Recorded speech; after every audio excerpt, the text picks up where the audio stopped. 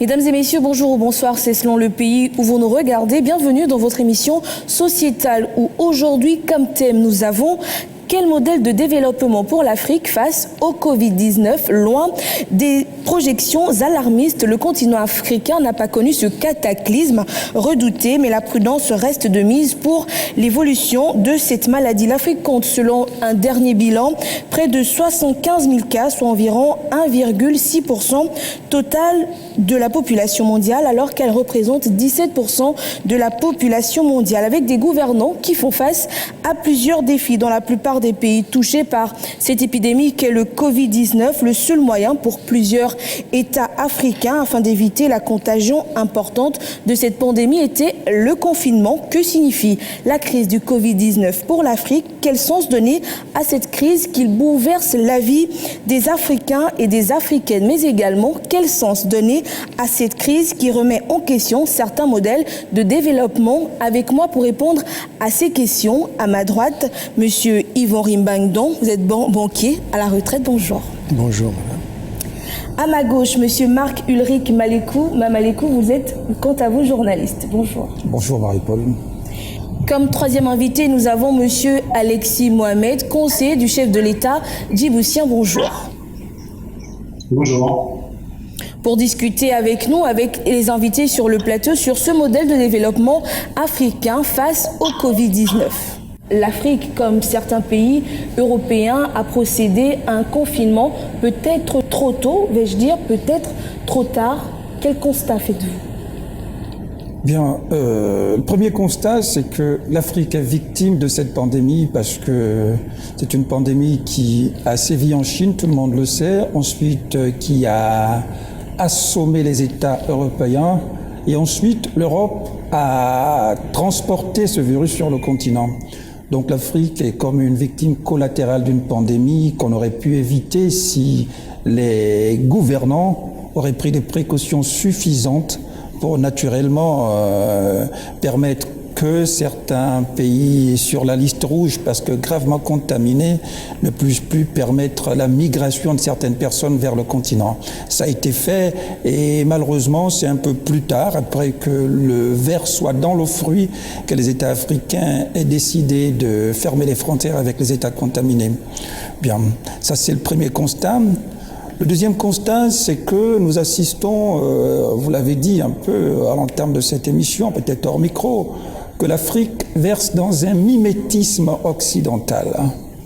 Et là, c'est la preuve d'un manque de vision de développement propre à l'Afrique et un dictat également imposé par l'Organisation mondiale de la santé, l'OMS, qui verse du discrédit sur notre pharmacopée.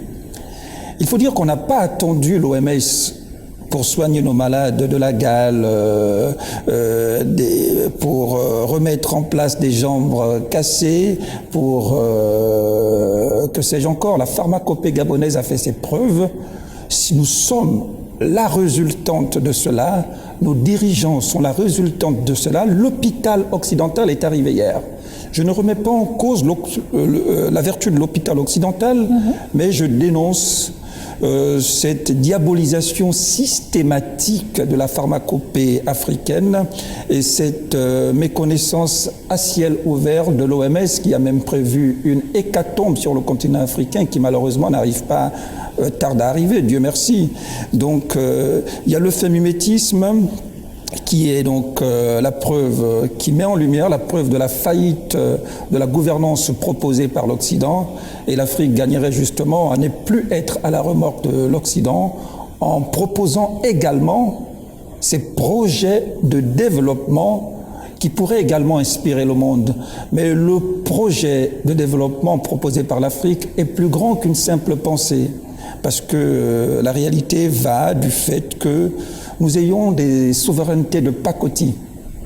Donc il faudrait d'abord nous affranchir des souverainetés de pacotille pour acquérir des vraies souverainetés. À partir de là, on pourra tutoyer l'Occident et imposer notre modèle de développement africain.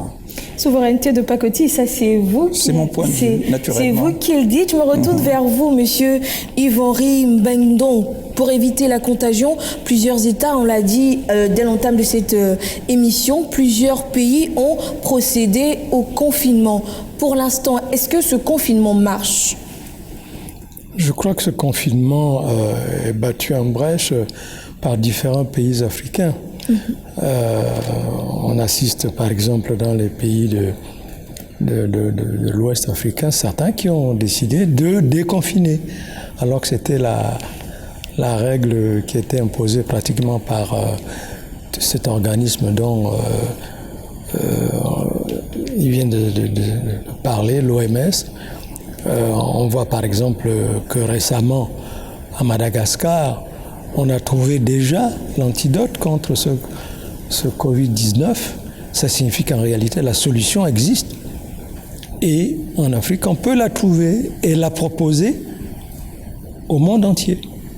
Et c'est ça aussi, ça c'est une autre manière de voir l'économie. Mais il faut dire qu'avant que Madagascar ne mette le produit sur le marché, puisqu'il faut le dire ainsi, Madagascar, comme plusieurs autres pays africains, comme des pays européens, ont procédé, eux, au confinement pour éviter la propagation de la maladie. Confiner, c'est bien, mais il faut trouver en propre les solutions pour déconfiner.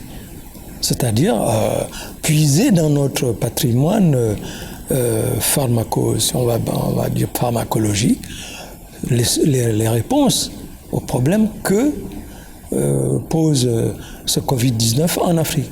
Et à ce moment-là, également, pouvoir le proposer au reste de la planète. Monsieur Alexis Mohamed, je me retourne vers vous. Comment peut-on expliquer ce phénomène de confinement et de déconfinement à l'heure actuelle sur le continent africain, qui, on peut le dire, procède entre griffes par mimétisme ?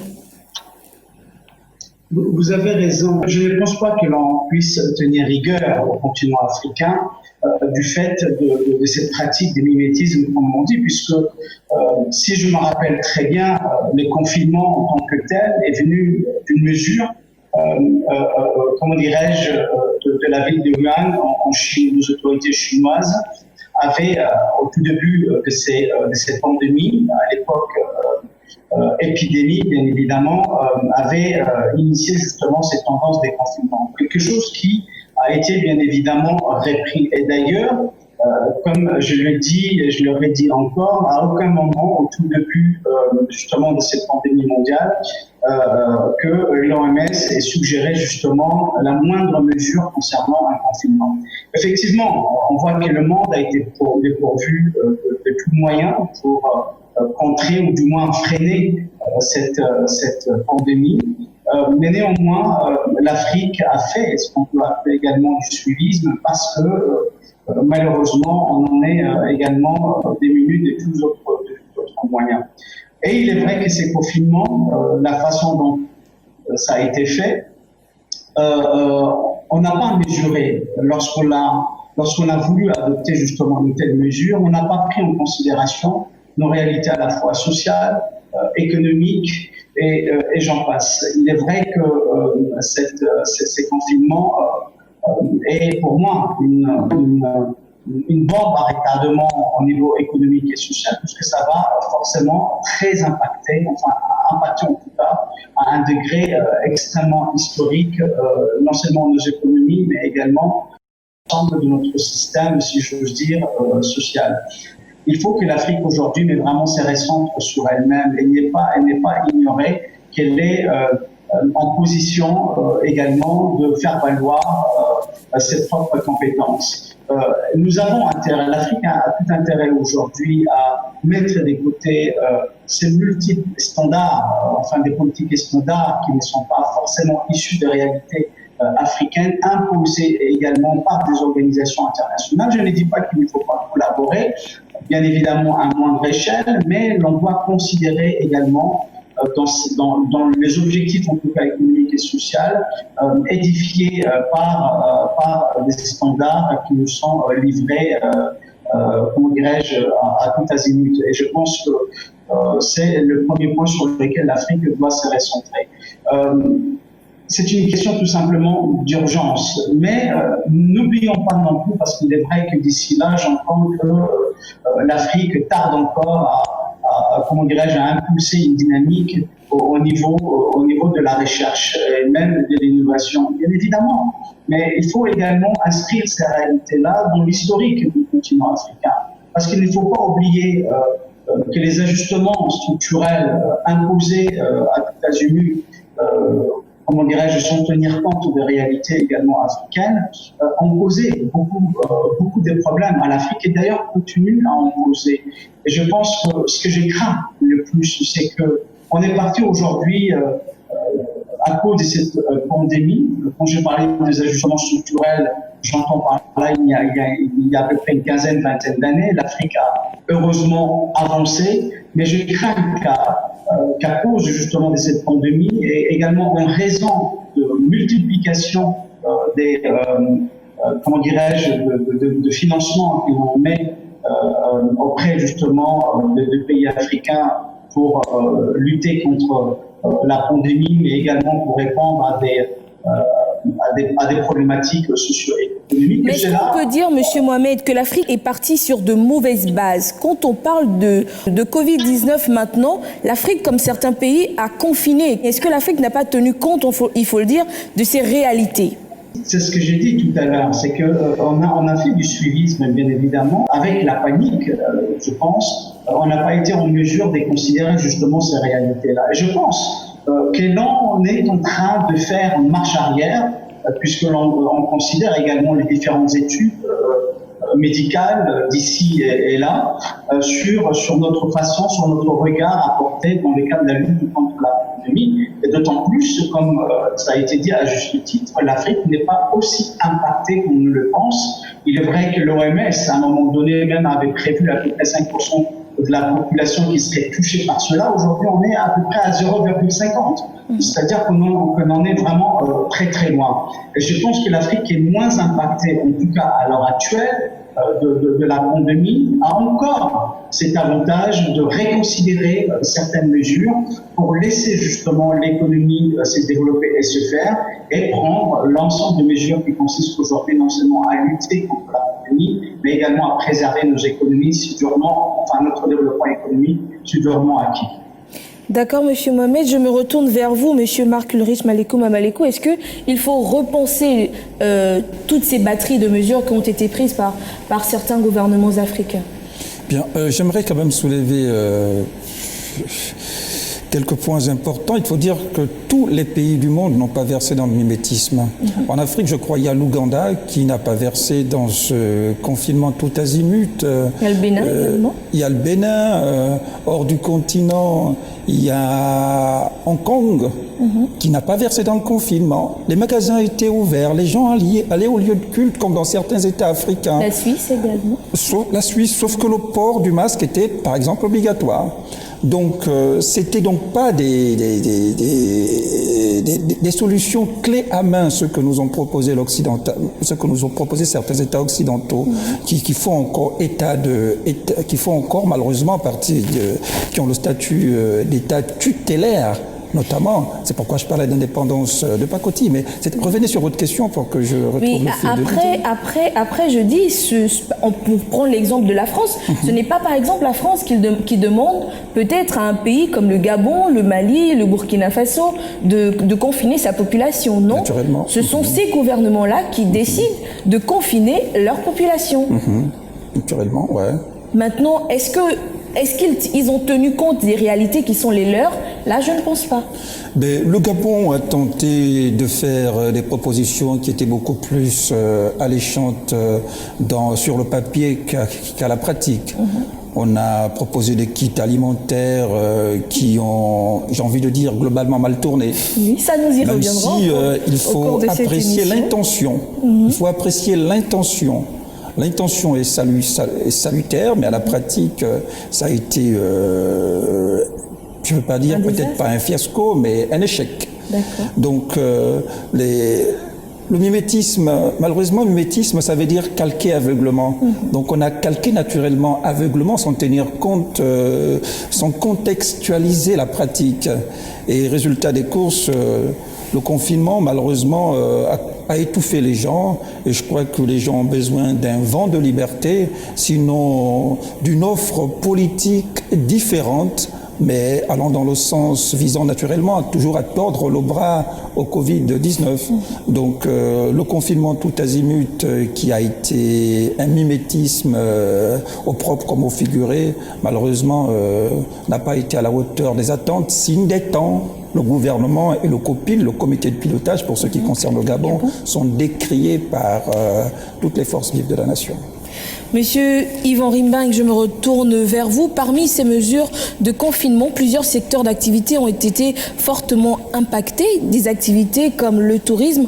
Pensez-vous qu'aujourd'hui, ces secteurs d'activité-là pourront se relever? À mon avis, il faudrait prendre le taureau par les cornes. D'accord. Sinon, on risque de rester dans le laxisme et au point que l'envie d'entreprendre va être étouffée. C'est ça aussi. Parce que si on se rend compte que l'activité que l'on a choisie ou que l'on exerce depuis avant le confinement tourne à la dérive, à ce moment-là, on risque de rester assis et ne plus du tout avoir envie d'entreprendre dans n'importe quel secteur d'activité. Effectivement, le tourisme, en particulier l'hôtellerie, a reçu un coup sévère, au point que effectivement il y a un chômage rampant qui ne dit pas son nom, mais qui est là, que l'on ressent au quotidien. Le désœuvrement, ça démoralise, il faut le dire. Quand on sait que je vois par exemple même les gens qui ont des immeubles ou des maisons en location craignent pour leur avenir, parce que ceux qui payent les loyers n'ont plus les moyens de le faire. Alors je crois qu'il faut, comme dirait de l'autre, booster, il faut rebooster avec beaucoup plus d'imagination, parce que sinon c'est la catastrophe. Vous parlez de booster avec plus d'imagination. Pour booster certains secteurs d'activité, un pays comme le Sénégal, qui, il faut le dire, a une forte valeur ajoutée en question de tourisme. Le Sénégal qui est fortement impacté parce que le Sénégal, comme d'autres pays africains, a décidé de fermer ses frontières. Qui dit fermeture de frontières, plus personne ne peut circuler. Et face à cela, le gouvernement sénégalais a pris plusieurs mesures pour pallier certaines difficultés. On écoute un expert comptable que nous avons contacté, mais sinon qui est au micro de Panda Silla et qui nous donne plus d'explications.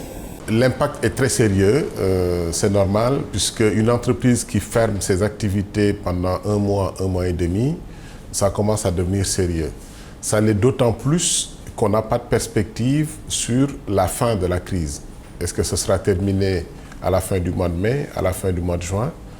Nul ne sait.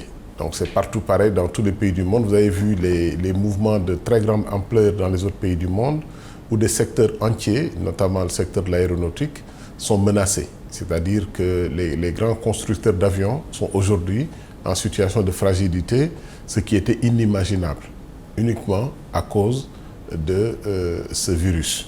Par conséquent, au Sénégal, la situation économique va devenir préoccupante si la crise perdure.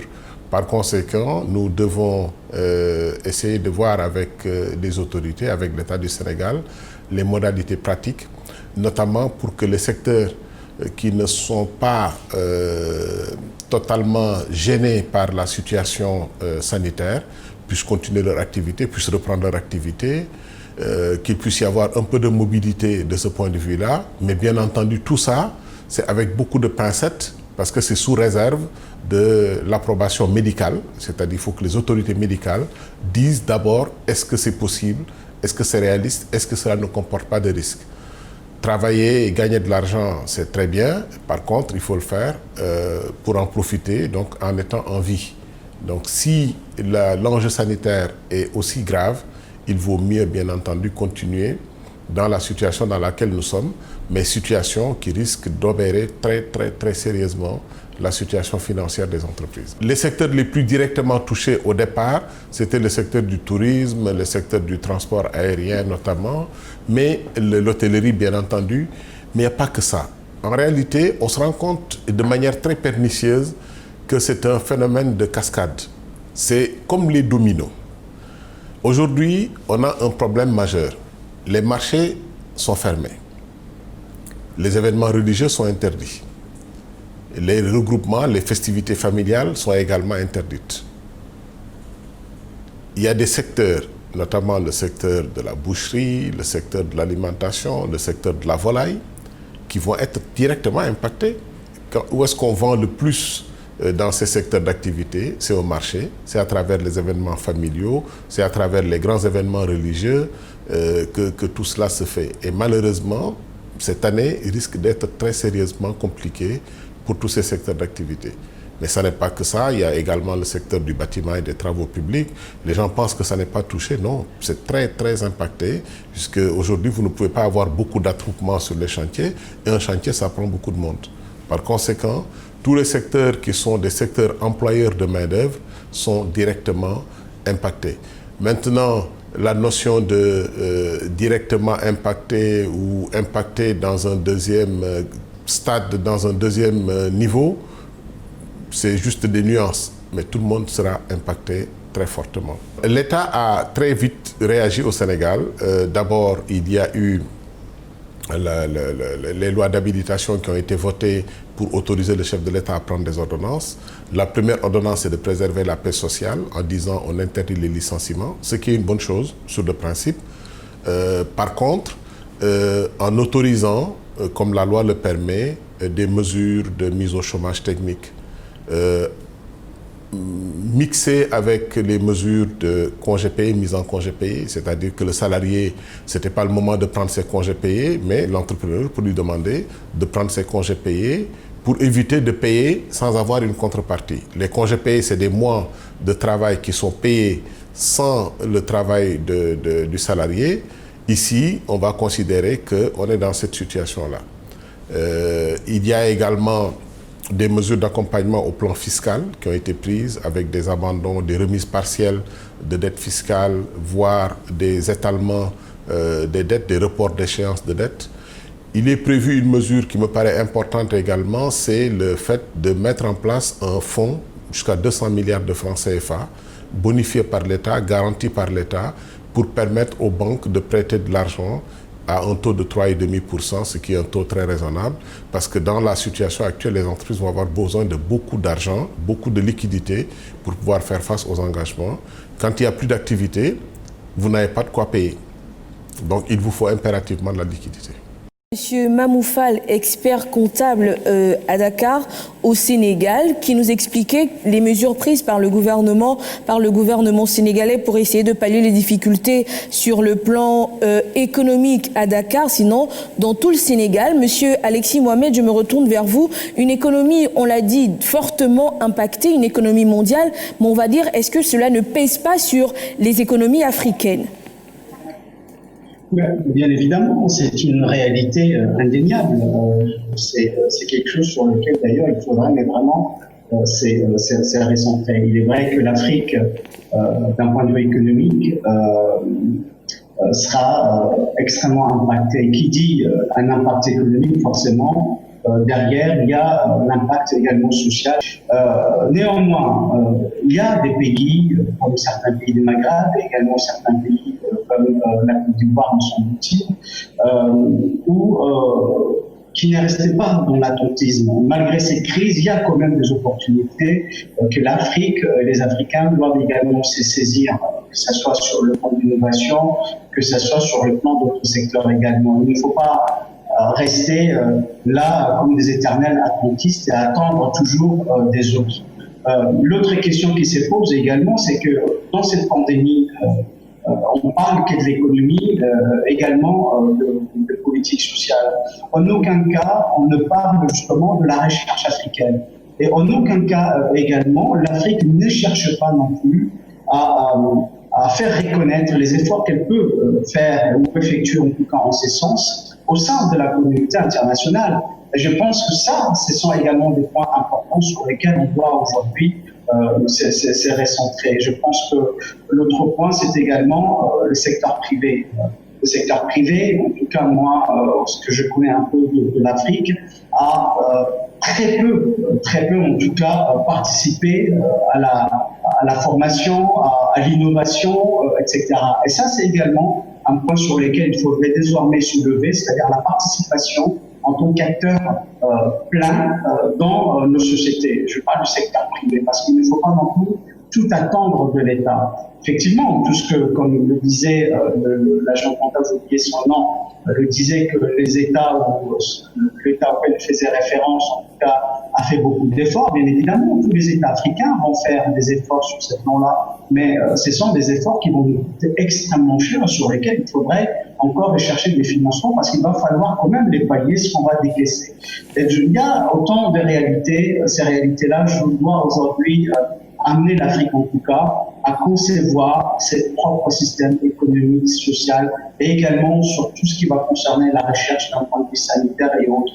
Je pense que c'est la seule façon également d'être reconnu en tant qu'acteur, enfin pleinement acteur dans les défis en tout cas mondiaux. Et je pense que n'attendons pas aujourd'hui. La recherche est une priorité qui doit s'imposer en tout cas à l'Afrique. La recherche a été très souvent ignorée jusqu'à là. Voilà, au-delà du confinement, puisqu'on parle justement du mimétisme, mais non seulement on est en train de faire du mimétisme, mais on attend également que les solutions en termes sanitaires, que ça vienne également des autres, sans autant nous-mêmes nous donner en tout cas à l'heure actuelle, donner le moyen en tout cas à nos chercheurs de manière à pouvoir également contribuer à la lutte contre la pandémie mondiale.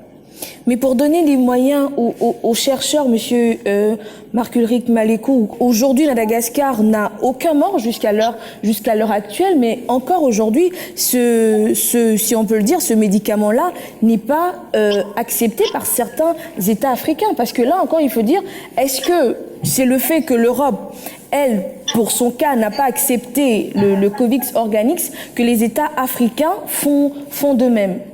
Et madame, je vous ai dit que l'Afrique devrait inventer son modèle. Et je vous ai dit que le problème était au-delà de l'économie, au-delà des réflexions. L'Afrique n'est pas en panne d'intelligence pour inventer un modèle. Mais je vous dis, le réel problème de fond, c'est la souveraineté politique de nos États. Donc nous serions assujettis, sinon à la remorque de la norme occidentale, malheureusement, nos États ou nos dirigeants qui sont suspendus à la coterie occidentale pour être au pouvoir ne pourront pas prendre des décisions en se mettant à dos cette coterie. Donc le problème, c'est la souveraineté de nos États. Ensuite, la décision politique d'inventer une norme africaine qui se distingue de la norme occidentale. Parce que jusque-là, tout ce que l'on pourrait inventer sera mis à l'épreuve de la norme occidentale. Et nous sommes dans un monde au rapport de force. L'Occident, pour X ou Y raison, si ce que nous proposons n'arrange pas ses intérêts, eh bien, il dirait, écoutez, monsieur, ça s'inscrit en dehors de notre norme qui gouverne le monde. Donc, le problème du Covid organique, ce n'est pas un problème des Africains qui refusent d'accepter un produit venant de l'Afrique. La preuve, c'est qu'au Gabon, au Cameroun, au Bénin, un peu partout, les produits trouvés par nos spécialistes de la pharmacopée ne sont pas présents sur les étals. Donc, parce que la norme occidentale dicte le marché et dicte l'orientation politique et dicte l'orientation sociale. Donc, réinventer le monde, c'est permettre à l'Afrique d'imposer sa norme. Et plus que nous ne serions plus justement suspendus à cette norme occidentale, on n'aura pas besoin forcément de l'OMS pour valider le Covid organique, pour valider les produits pharmaceutiques trouvés par la pharmacopée gabonaise, camerounaise, etc.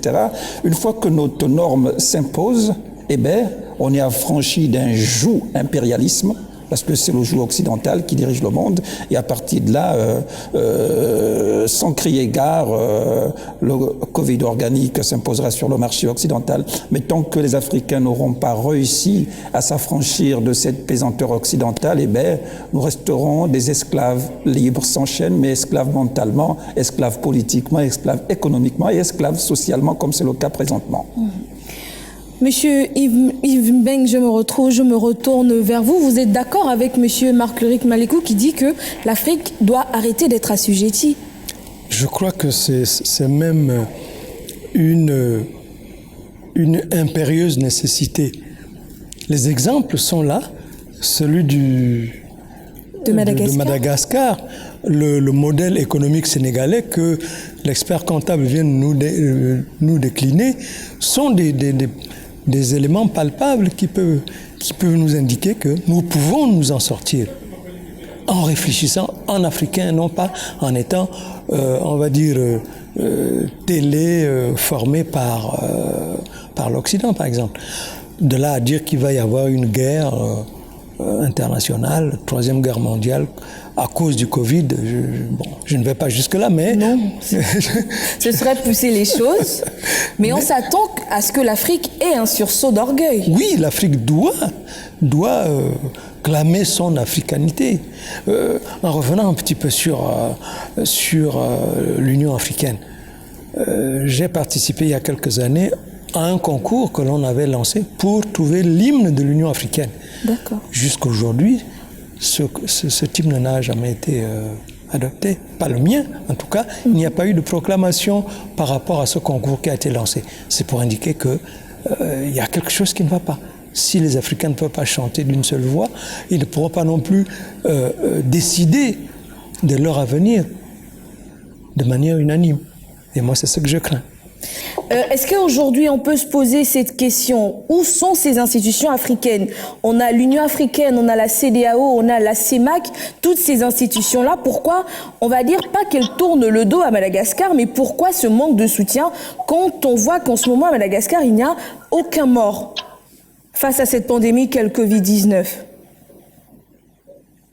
Effectivement, je n'incriminerai pas les institutions africaines qui malheureusement essayent, font toute la possibilité à contrer des problématiques africaines avec le peu de moyens que ces institutions-là ont. Il ne faut pas les nier. Premièrement. Deuxièmement, je pense qu'au-delà justement des institutions africaines, bien que comment dirais-je, leurs actions soient pertinentes, je pense que l'unité et les échanges des expériences, en tout cas les uns et les autres, sont une nécessité absolue aujourd'hui pour le développement du continent africain. Là, on a parlé justement de la solution trouvée par les autorités malgaches qui, malgré ce que certains peuvent dire, en tout cas, il y a un élément qui est là, un élément qui doit également susciter peut-être de mon point de vue l'intérêt en tout cas des autorités africaines, voir comment dirais-je, s'il y a une véritable réaction ou pas dans la lutte contre le Covid. Mais cela démontre une fois de plus que nous sommes très éloignés de nos propres réalités et également de nos propres solutions. Et à juste titre d'ailleurs, comme ça venait d'être dit, les problèmes africains ne peuvent être résolus que par des solutions africaines et portées par des Africains eux-mêmes. Et je pense qu'aujourd'hui, ces codives qui malheureusement suscitent beaucoup de problématiques et d'inquiétudes, ce qui est tout à fait normal, je trouve que ça doit être l'opportunité en tout cas pour l'ensemble des autorités africaines afin de réintégrer justement nos réalités, à partir de là, voir comment on peut acheminer des actions de façon commune, de manière à pouvoir répondre à l'ensemble des problématiques. On a parlé tout à l'heure d'un système africain. C'est tout à fait normal. C'est même une urgence aujourd'hui que l'Afrique puisse développer ses propres modèles sur le plan économique, sur le plan politique et sur le plan également social. Et c'est tout à fait urgent. Je pense que, comme il a été dit également à juste titre, l'Afrique aujourd'hui ne manque pas de génie. Il y a des hommes et des femmes capables aujourd'hui de mener auprès de l'ensemble des autorités, en tout cas africaines, les défis qui s'imposent à l'Afrique. acceptons-le, essayons de le promouvoir, essayons également de leur donner les moyens relatifs justement à leur recherche, à leurs actions, pour arriver en tout cas à apporter ces continents qui nous est vraiment chers. Je pense que les politiques sont aujourd'hui, je pense, assez matures pour intégrer justement ces réalités-là. Et je pense, comme je l'ai dit au tout début justement de l'émission, depuis une quinzaine d'années, l'Afrique a changé, l'Afrique est carrément sur de rails. Malheureusement, aujourd'hui, il y a ces problèmes de la pandémie sur lesquels il va falloir lutter de façon commune. Je pense qu'il faut également privilégier en tout cas, parce que nous voyons que les relations, en tout cas, ou le partenariat nord-sud n'ont quasiment rien donné, à part avoir été à sens unique, mais qu'aujourd'hui l'Afrique doit également favoriser un partenariat sud-le-sud, de manière à ce que vraiment les expériences des uns et des autres, enfin des uns puissent apporter peut-être une valeur ajoutée en tout cas pour les autres. D'accord, on l'a vu que le Covid-19 est venu mettre à nu les défaillances d'un système politique, social et économique. On a vu une crise sanitaire. Je ne dirais pas défaillance, excusez-moi de vous couper, je ne dirais pas défaillance, il n'y a absolument pas de défaillance. Je pense qu'il y a parfois, je pense qu'il ne faut pas non plus négliger les efforts en tout cas des autorités politiques africaines. Je pense qu'ils sont dans ces réalités-là, mais malheureusement, je pense qu'il y a davantage d'efforts à faire. Aujourd'hui, nous voyons les exemples, tout à l'heure on a cité le Sénégal, il y a le Rwanda, il y a la République de Djibouti, avec l'ensemble des investissements qu'on a effectués. Il y a d'autres pays également, comme le Madagascar dont on a cité tout à l'heure. L'Afrique, elle a, comment dirais-je, les efforts également sont là, mais je pense qu'il faut juste, de mon point de vue, intégrer d'autres réalités et se donner davantage des efforts. Je dis encore, il ne faut pas oublier l'historique du continent africain pour ce qui concerne l'impact quand même, d'où d'ailleurs il faut justifier très souvent le retard. Les ajustements structurels ont été un impact, mais vraiment considérable pour le développement, en tout cas du continent africain. Comment dirais-je, un impact sur lequel le continent essaie en tout cas de résoudre jusqu'à malheureusement cette pandémie. Mais les efforts des autorités africaines sont bien là. Je ne pense pas qu'il faille les ignorer. Bien évidemment, vous voyez également les autres, au-delà du continent africain, cette pandémie a aujourd'hui également mis en exergue certaines faillites des missions publiques des autres pays occidentaux. Je ne pense pas qu'il faille incriminer l'Afrique.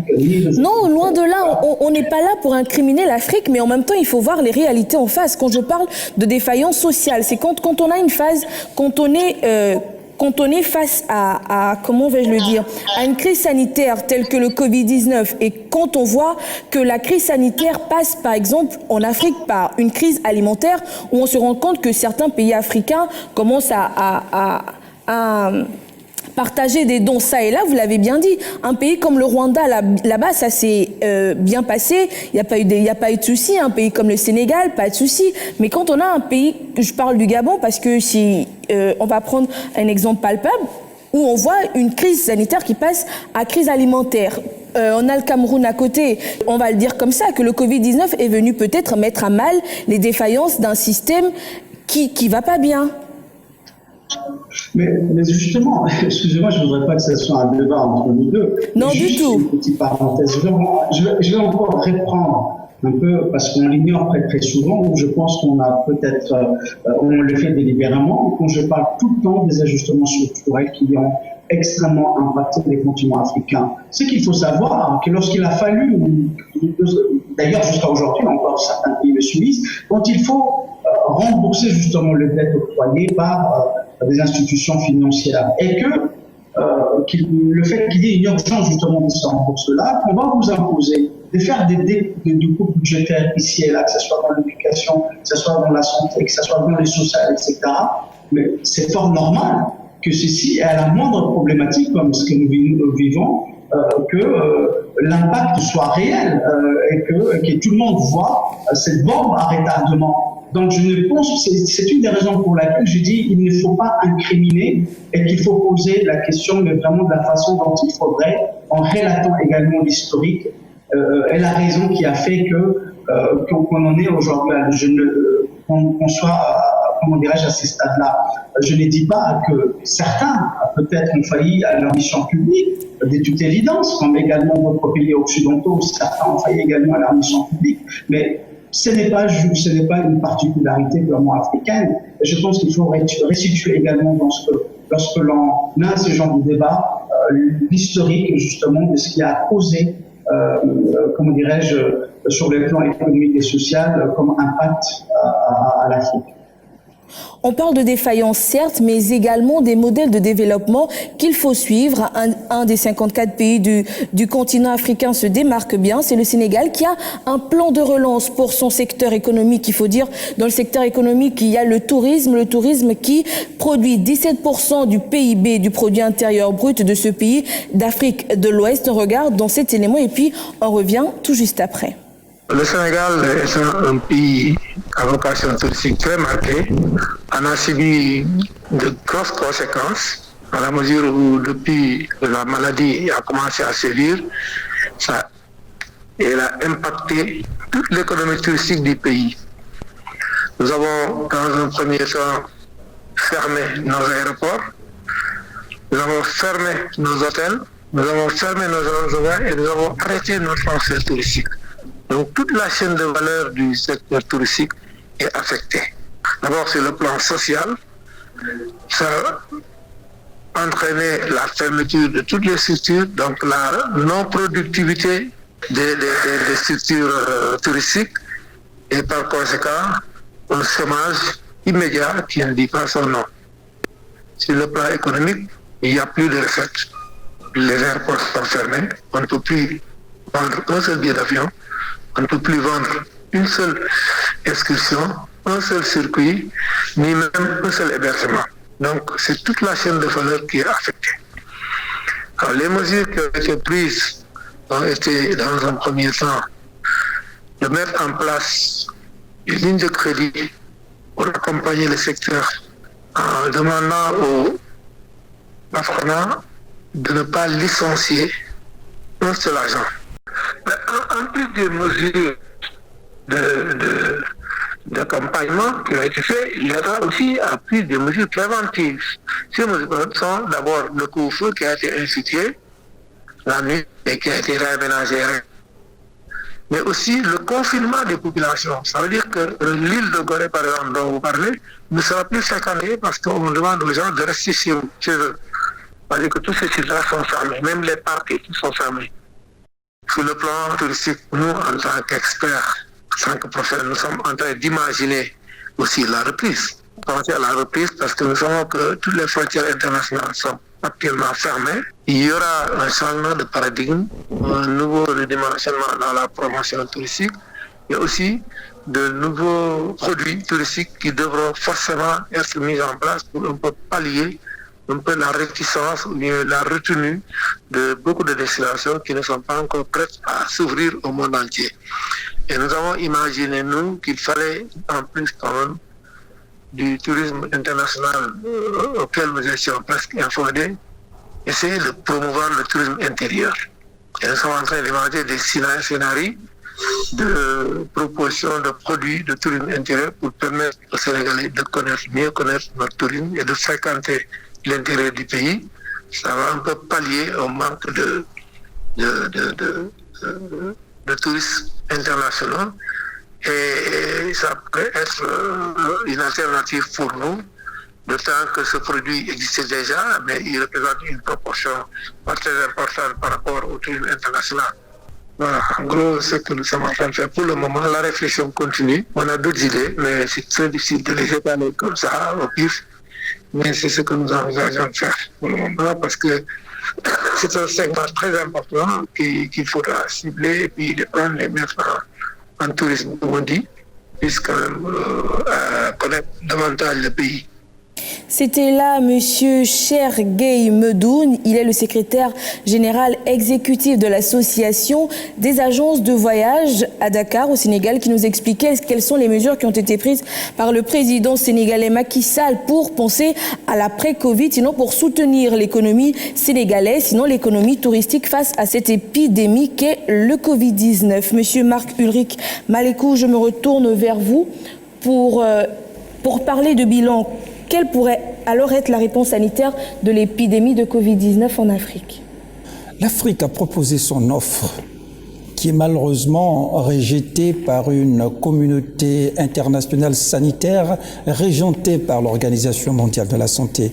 Et c'est un dommage, parce qu'on a souvent peint l'Afrique comme le dernier de la classe, l'incapable de tout. Cette même Organisation mondiale de la santé, je l'ai dit, avait prédit comme ça, à gorge déployée, une hécatombe en Afrique qui peine à arriver. Voilà que ce dernier de la classe, soi-disant, fait une offre au reste du monde. Et cette offre, ils sont traités de charlatans, d'incompétents. Et ce qui est curieux, c'est que l'Organisation mondiale de la santé se contente des déclarations tapageuses sans éléments opposables. J'entends par élément opposable dire par exemple, voici le Covid-19, il a été testé, voici les méfaits. Pourquoi nous ne pouvons pas promouvoir un tel produit? Au Gabon, il y a la Fagaricime qui a été proposée, qui a été même proposée au comité scientifique local, qui est incapable de dire, ben écoutez, si ce produit n'est pas promu, c'est parce qu'il a tel effet néfaste pour la santé, etc. Donc l'offre africaine est là, la pharmacopée africaine a fait ses preuves depuis des temps séculaires.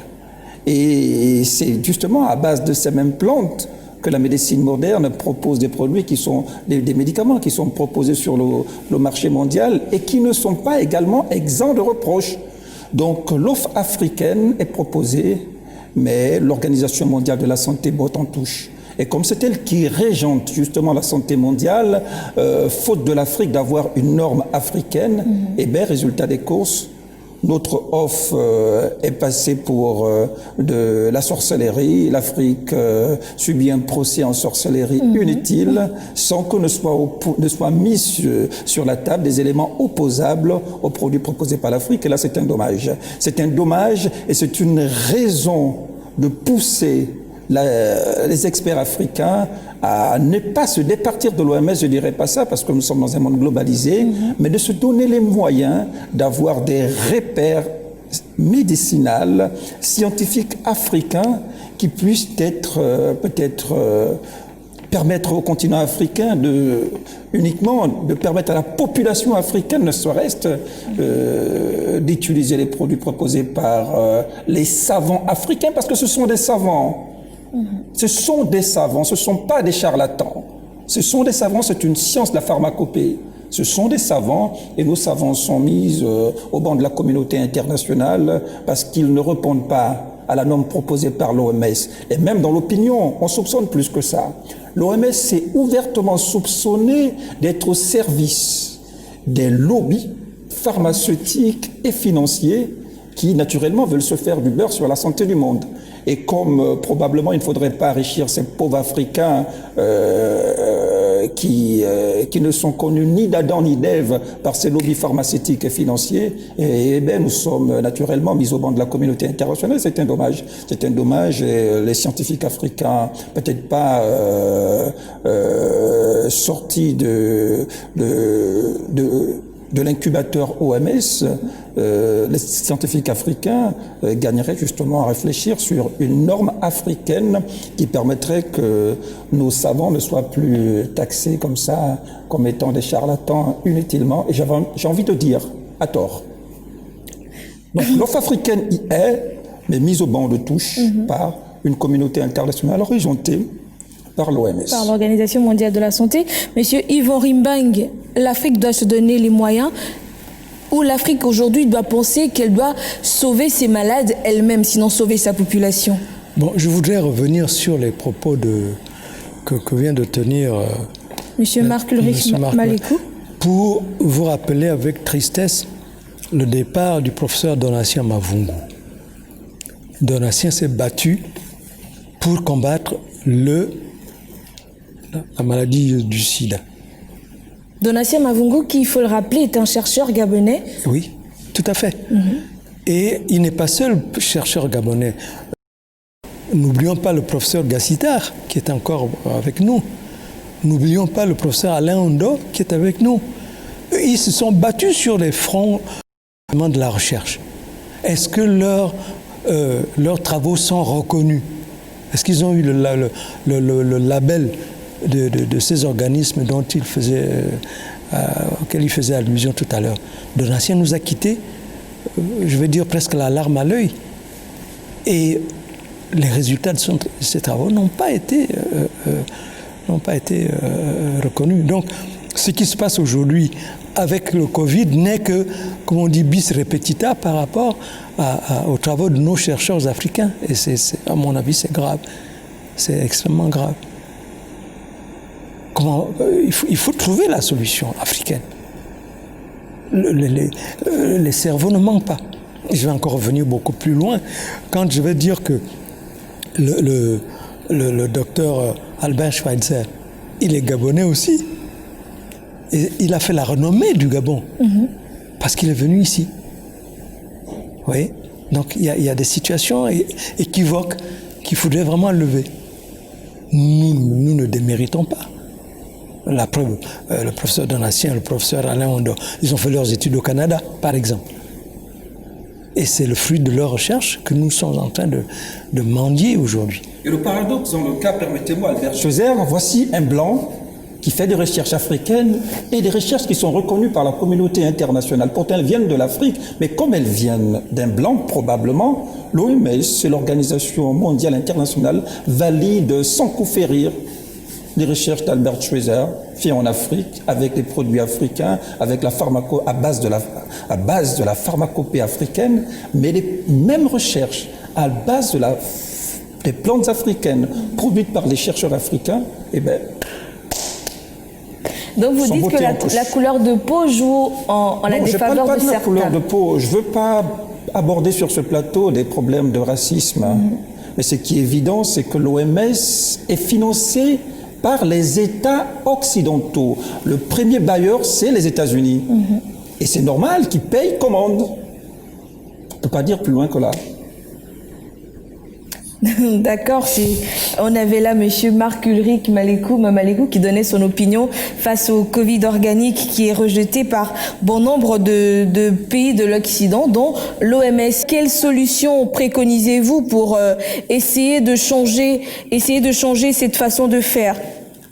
Je ne dirais pas qu'il faut essayer, je dirais qu'il faut le faire. C'est une question d'urgence. Je pense que les solutions sont extrêmement nombreuses.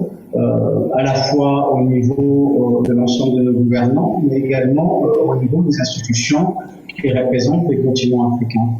Et je pense que, à juste titre, comme on venait de le dire, par rapport à la reconnaissance, en tout cas, de la recherche et des moyens africains en matière sanitaire, et que malheureusement, il y a une absence totale de considération de tout cela de la part en tout cas des institutions internationales, que ce soit l'OMS ou autre. Moi, je ne sais pas comment ça se pratique, mais néanmoins, je pense que c'est nos institutions africaines, c'est également nos gouvernants aujourd'hui qui doivent faire ce qui relève de leur responsabilité en imposant l'Afrique comme un partenaire à part entière, comme également, comment dirais-je, par les biais de ses connaissances et de ses compétences, comme une valeur ajoutée à la contribution des efforts d'un point de vue sanitaire, économique, politique dans le monde. Je pense qu'il faut que nous rélévions d'un degré assez haut et de sortir un peu de ces complexes que nous avons. Je veux dire que les continents africains ne manquent pas aujourd'hui non seulement de moyens, mais ne manquent pas non plus des hommes et des femmes capables de s'engager, de mener auprès justement de nos autorités, quelles qu'elles soient, les défis qui s'imposent au continent africain. Je pense qu'on doit également nous-mêmes avoir un regard autre que celui que nous avons sur nous aujourd'hui. Il faut sortir de ces complexes. Il faut que l'Afrique arrive, comment dirais-je, de façon solidaire, notamment, à imposer et à s'imposer justement au monde. Je pense que Les autres choses, c'est tout simplement de revoir l'ensemble, je ne dirais pas vraiment un système, même s'il y a des systèmes économiques, enfin des modèles en tout cas que certains ont déployés. Je pense que les autres pays africains n'ont pas non plus à rougir aujourd'hui de copier un peu tout ce qui se passe et qui sont vraiment extrêmement positifs. Je parle à propos des modèles économiques et sociaux sur les autres pays africains et d'intégrer justement pour les intégrer à nos propres réalités. Je pense que l'Afrique a les moyens humains, a les moyens également financiers, parce que souvent on parle de financiers, nous pouvons les avoir et nous en avons. Et je pense que l'ensemble du secteur également doit contribuer justement à ces efforts communs pour le développement du pays africain. Il faut également qu'aujourd'hui nos institutions représentatives tapent du poing également pour que nos compétences, nos matières grises, ce qui se donne de moyens aujourd'hui dans la recherche d'inventer des choses pour que tout cela soit également, considéré à leur juste valeur. Et donc, je le répète encore, l'Afrique ne manque pas de moyens. L'Afrique doit juste aujourd'hui avoir un regard nouveau sur elle-même. Et je pense que cette question de la pandémie doit nous pousser l'ensemble des questions sur lesquelles nous essayons de surfer très souvent. Je pense que l'on doit sortir également de de cet état d'esprit qui fait que nous soyons malheureusement que apocristes et sortir également de l'attentisme dans lequel nous baignons. Je pense que je crois à l'Afrique, je crois aux Africains, je crois au génie africain. Et je pense que tout le monde doit croire justement à l'Afrique. Les Africains doivent, croire en eux-mêmes pour pouvoir avancer. Merci Monsieur Alexis Mohamed. Nous vous remercions de nous avoir accordé un peu de votre temps pour participer à cette émission. Je vous en prie, c'était un honneur pour moi. Merci également à vous. On avait Monsieur Alexis Mohamed qui est conseiller du président djiboutien que nous avons eu depuis le Djibouti. Et puis avec moi également sur ce plateau, Marc Ulrich Malekou Mamalekou. Vous êtes journaliste. Merci de nous avoir accordé un peu de votre temps. Merci également. Et à ma droite, Monsieur Yvan-Henri Mbangendon, banquier à la retraite. Merci d'avoir participé à cette émission. C'était un honneur pour moi, d'autant que ça m'a permis d'apprendre aussi de nouveaux éléments d'information par rapport à ce Covid qui nous menace moralement même. Quel modèle de développement pour l'Afrique face au Covid-19? C'était le thème de ce numéro de Sociétal. Merci à vous qui nous avez suivis de près ou de loin. Surtout, n'oubliez pas de sortir couvert, respecter les gestes barrières, car se protéger, c'est protéger ceux que l'on aime, sinon protéger les autres. Au revoir.